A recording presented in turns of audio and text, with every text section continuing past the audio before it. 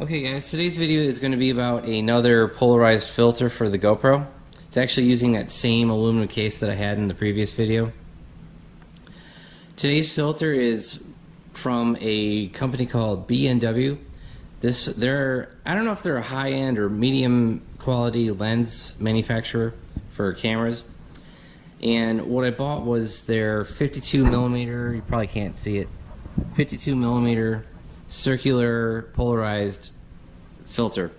And this filter was about $48 on Amazon. The cheap one that I bought, the Amazon Basics one, I actually sent that back because I was very disappointed. This one is made out of like brass, and it's got a coated lens in it, so you shouldn't have any problems with it. But when I screwed it into the case, yeah, you're gonna hear some noise from me screwing it in. But once you get it tight, you can walk around with it, and it doesn't rattle. There's no rattles that are audible to my ear. Maybe there's some shaking with the camera, but for what I'm going to be using this for, I think this will do just fine. That cheap lens I had on there in the last video, I was very disappointed with.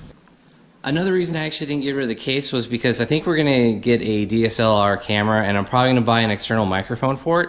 So I'm going to try to get one that will work with the GoPro and the DSLR, and that way I can use it on multiple cameras.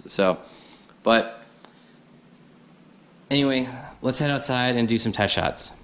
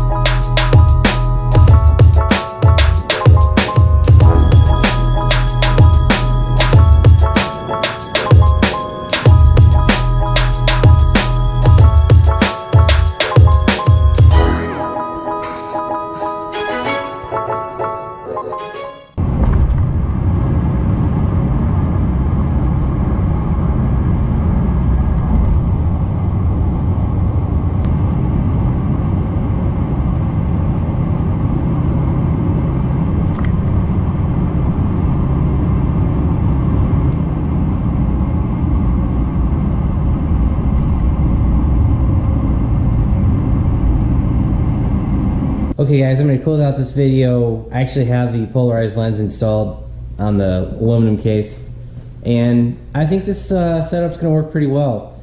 As you saw, I was outside and did some test shots of like kind of rotating the lens. So I think going forward, this is the setup I'm going to use. I'm going to use the aluminum case, I'm going to use the B&W polarized lens, and it's all screwed together. So far, I drove down the road in my truck, I just showed you guys.